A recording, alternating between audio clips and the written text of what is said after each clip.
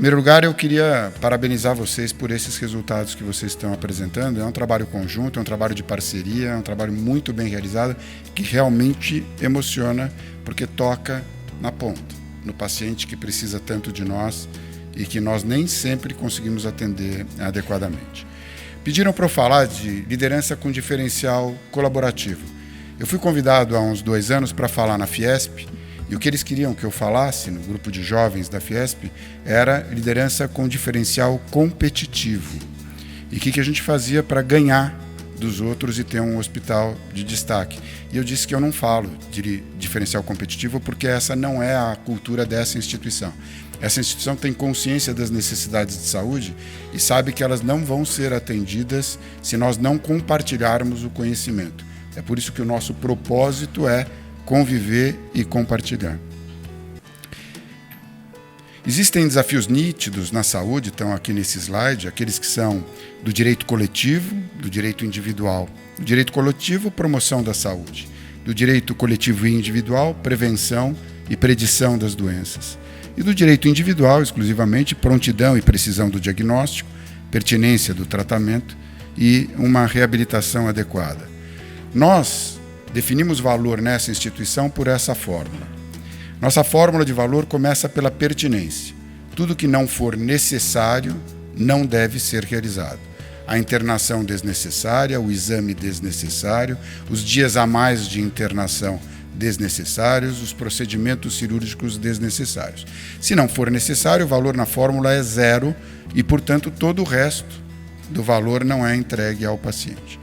Se for necessário, que o desfecho ao longo de toda a linha de cuidado seja adequado, e nós medimos isso muito após a alta hospitalar. Nós temos 19 standard sets que são seguidos por pelo menos 1 ano depois da alta hospitalar. A experiência do paciente, nós medimos a experiência do paciente em todos os momentos de contato com o hospital. Um índice clássico é o Net Promoter Score, em cada uma das áreas do hospital. E mesmo que o procedimento seja necessário, ele tem que ser feito ao menor custo possível, sem nenhum desperdício. Isso, para nós, é entrega de valor. Como isso se reflete no SUS? Nós sabemos que nós temos um extraordinário desafio na alocação da parte da nossa riqueza que vai para a saúde pública. Quando a gente tem outros países em que a medicina tem o mesmo objetivo de atender de forma universal e equânime, com equidade e integralidade, eles alocam 7,6%, 8,1% do PIB, que é muito maior o PIB per capita desses países. Então, além de terem um PIB per capita maior, eles alocam uma porcentagem maior da riqueza, o governo aloca. No Brasil, o governo aloca 4,2% do PIB, colocando, às vezes, então, ou nitidamente, a saúde como uma não prioridade para o governo. Isso traz reflexos dos serviços de vocês todos, a alocação desses recursos, como bem falou o Lucinei aqui antes de mim. Pior ainda, a gente não resolve as nossas iniquidades porque o governo coloca uma porcentagem muito pequena do valor total colocado em saúde. Então, a população que tem menos acaba recebendo muito menos recursos e a gente não exerce aquele dever do SUS, que é a equidade por uma adequada alocação de recursos. Vocês conhecem isso, a gente tem desafios de infraestrutura e de resolutividade. 63% dos nossos hospitais têm menos do que 50 leitos. Falta de recursos humanos, além daqueles recursos de infraestrutura, o Brasil tem 0,1 médicos de saúde da família e da comunidade para 1.000 habitantes, e outros países têm muito mais do que isso. A Alemanha é campeã com 1,7. Isso gera isso aqui, que vocês estão vendo aqui. Essa é uma comparação de bairros no município de São Paulo, no mesmo município no Brasil. A diferença de mortalidade infantil entre o bairro de Pinheiros e o bairro do Pari é de 14,85 vezes. A mortalidade infantil no bairro do Pari é 14,8 vezes maior do que a mortalidade infantil no bairro de Pinheiros. E a idade média ao morrer, no Alto de Pinheiros, é de 79,67 anos, e em Cidade Tiradentes é de 53 anos. Pessoal, sabe quando isso foi assim? Eu vou adiantar 2 e volto. Isso foi assim na época da Casa Grande Senzala. Era a expectativa de vida, 50% de baixo para cima, era maior a expectativa de vida na Casa Grande do que era na Senzala. E continua sendo assim. Então, quando a gente diz que a gente vive o estigma da escravidão, a gente não vive o estigma da escravidão. A gente vive a escravidão. Os indicadores sociais que o Brasil tem são os indicadores sociais da época da escravidão. Nós ficamos mais pobres, estamos vivendo a pior recessão da nossa história, estamos ficando mais velhos, vamos ter 18,6% da nossa população em 2030 com mais de 60 anos, e somos o país mais desigual do mundo em 2 indicadores. A porcentagem da renda dos adultos que está na mão do 1% mais rico é de 28%, maior que 28%, e a porcentagem da renda dos adultos que está na mão dos 10% mais ricos é de mais de 35%. No 1% a gente só perde para o Catar, porque o Emir tem toda a riqueza do país. A gente não tem responsabilizado a sociedade civil adequadamente por esses resultados e a gente tem realizado muito pouca parceria entre as entidades públicas e as entidades privadas, chamando pouco a responsabilidade desse cenário de Casa Grande e Senzala. Eu não tenho muito tempo, mas sabe qual era o argumento que os escravagistas usavam contra os abolicionistas quando a gente adquiriu a consciência de que a escravidão era uma desumanidade? O argumento era econômico. A gente dizia que, por sermos um país agrícola e extrativista, nós precisávamos de mão de obra barata. Senão, a gente não fecharia a equação econômica. Mas que, quando o país crescesse, a gente poderia abrir mão da escravidão. Vocês já ouviram isso alguma vez na época atual? Pois é, a gente tem submetido sistematicamente a equação humanista à equação econômica e não tentado desenvolver a equação econômica adequada diante dos valores humanistas. Isso é um erro básico da atuação das nossas lideranças e da nossa sociedade como um todo.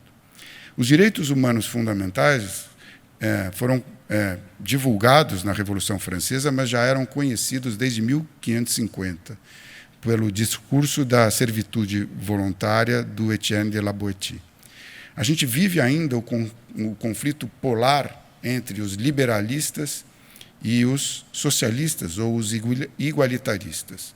Num país com a desigualdade do Brasil, eu não tenho dúvida nenhuma que o direito coletivo deve prevalecer sobre o direito individual. O direito individual à liberdade é fundamental, todos gostamos da liberdade, da autonomia, mas em determinado momento a gente precisa pensar muito mais na construção de uma sociedade mais justa e fraterna. Para isso, nós precisamos conviver mais e compartilhar mais. E a gente precisa atuar na medicina, na assistência e também muito fortemente na gestão. Essa instituição faz isso. E hoje poucos sabem, mas nós fazemos muito mais gestão de leitos públicos do que de leitos privados. Nós, como organização social, cuidamos de 3 hospitais públicos no estado de São Paulo, e cuidamos aí de 542 leitos na saúde pública, 100% SUS, e 474 na saúde suplementar aqui no hospital. O projeto Lean nas Emergências é um dos projetos do PROAD SUS, que eu acho que são muito estruturantes, os projetos do seu conjunto, para o país e devem persistir.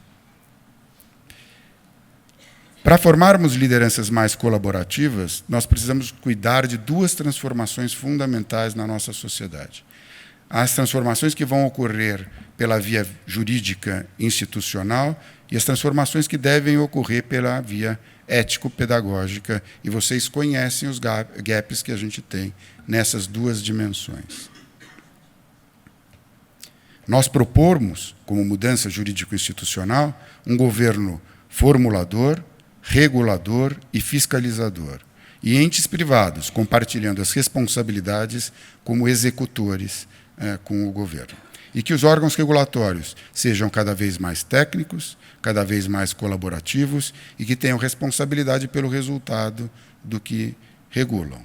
Tenham uma responsabilidade mais terminativa. Nós precisamos lidar progressivamente com as ambiguidades que nós vamos enfrentar ou que enfrentamos todos os dias, tanto em questões de curto como em questões de longo prazo. A diferença entre o valor e o dinheiro, sermos mais igualitários em relação a sermos mais libertários, filia e ágape ao invés de satisfação dos desejos em eros, inovação em relação à padronização, autonomia em relação ao controle, abrangência em relação ao foco, meritocracia em equipe, mais do que meritocracia individual, redução das diferenças, em vez de premiação apenas dos líderes, médicos como parceiros em vez de médicos como clientes, pacientes muito mais participativos do que passivos, economia muito mais colaborativa do que predatória e competitiva, transparência muito mais do que vantagem competitiva, diversidade muito mais do que uniformidade e sociedade e planeta muito mais do que apenas os direitos do indivíduo. Para isso, nós temos que enfrentar outras dualidades. A clássica dualidade ética entre a ética da convicção do indivíduo e a ética da responsabilidade da liderança, as fronteiras entre a responsabilidade e a conveniência do indivíduo e as visões da ética contratualista em relação à ética comportamental ou atitudinal. Nós vivemos um ambiente hoje muito mais competitivo do que colaborativo, e isso, obviamente, não é sustentável ao longo do tempo, principalmente na área da saúde e da área da educação. Num ambiente colaborativo, nós precisamos sempre pensar se isso vai ocorrer numa visão intrainstitucional, e nós sabemos que mesmo nas nossas instituições, às vezes o ambiente é mais competitivo do que colaborativo, e o grande desafio de um ambiente colaborativo interinstitucional, e um exemplo de um ambiente colaborativo interinstitucional nós estamos dando aqui com vocês todos, compartilhando as suas práticas com outras instituições. É fácil ser colaborativo na área clínica assistencial, mas nós devemos também ser muito mais colaborativos na área transacional. Uma outra dualidade é entre o crescimento das nossas instituições, que nos permitiriam e permitem aumentar a escala e aumentar a abrangência dos nossos modelos de referência nas comunidades em que nós estivermos, contra a preservação da qualidade. O crescimento é sempre um desafio para a preservação da qualidade. E a baixa rotatividade nas nossas instituições, que traz, obviamente, uma preservação da cultura, mas pode levar a uma dominância da entropia, ficarmos satisfeitos conosco mesmo e não entrarmos num ciclo de melhoria contínua.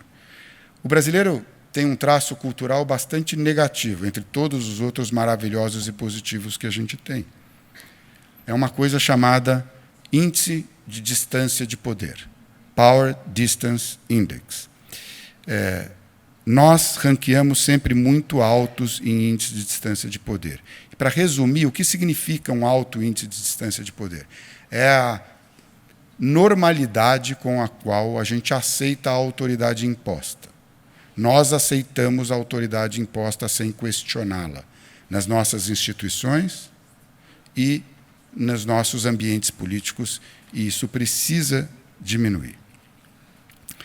Nós, quando nos formamos muito bem nas nossas habilidades dialéticas, e assim nós tomamos as decisões. Tese, antítese, síntese, decisão. Tese, antítese, síntese, decisão. E nós somos muito pouco treinados nas nossas habilidades dialógicas. Compartilhar as decisões, colaborar nas nossas instituições, fazermos silêncio sempre que pudermos, termos uma escuta realmente atenta e aplicarmos uma força mínima em cada decisão que nós fazemos. Nós não precisamos usar a nossa autoridade para decidir, na grande maioria das vezes. Véu de ignorância é uma colocação do John Rawls. Eu não vou explorar isso agora, a gente pode conversar depois em separado sobre isso. Mas é uma das habilidades dialógicas que nós temos que ter. Existem etapas para essa transformação cultural. A primeira delas é a consciência da necessidade. A segunda é o desprendimento do passado. Não foi porque a gente sempre fez assim que a gente deve continuar fazendo assim. E a terceira é a formação de lideranças que vão além do nosso tempo e além do nosso próprio interesse pessoal e institucional. É o que a gente chama de líderes estadistas. E os líderes estadistas têm que ter, em primeiro lugar, inteligência emocional para lidar com a divergência e explorar o espaço da diversidade. Coragem intelectual para afirmar suas convicções. Visão espiritual, não obrigatoriamente religiosa, mas cósmica. Você tem que enxergar o sistema em que você está inserido como um todo, com os múltiplos interesses que são, na grande maioria das vezes, legítimos. E vitalidade física, porque não adianta nada se você tiver todos os outros componentes e não tiver a vitalidade para realizar as ações que você precisa executar. Os líderes estadistas comandam instituições colaborativas e não instituições competitivas.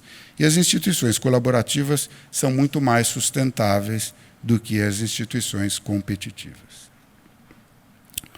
Eu vou terminar com duas frases que eu gosto muito. A primeira é da Margaret Mead.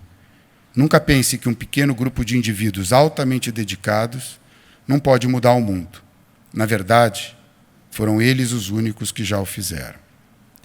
E a segunda é do Edgar Morin, que espelha bem a nossa situação do sistema de saúde brasileiro e da política brasileira. Uma sociedade só pode progredir em complexidade, ou seja, simultaneamente em liberdade, em autonomia e em comunidade, se progredir em solidariedade. A única forma de salvaguardar a complexidade de uma sociedade é o sentimento de pertencimento à comunidade, e é essa comunidade que a gente quer e está criando aqui. A única forma de compatibilizar a liberdade com a igualdade é o desprendimento em relação ao ato de fraternidade, que é a base do triângulo. Nós, nos últimos anos, as nossas sociedades vêm substituindo a fraternidade pela tolerância. Só que a tolerância é absolutamente insuficiente. Porque tolerar quer dizer não gostar e suportar. E nós precisamos fazer um exercício de amar a diversidade, de gostar da diversidade para construir realmente uma sociedade mais justa e mais fraterna. Obrigado, pessoal.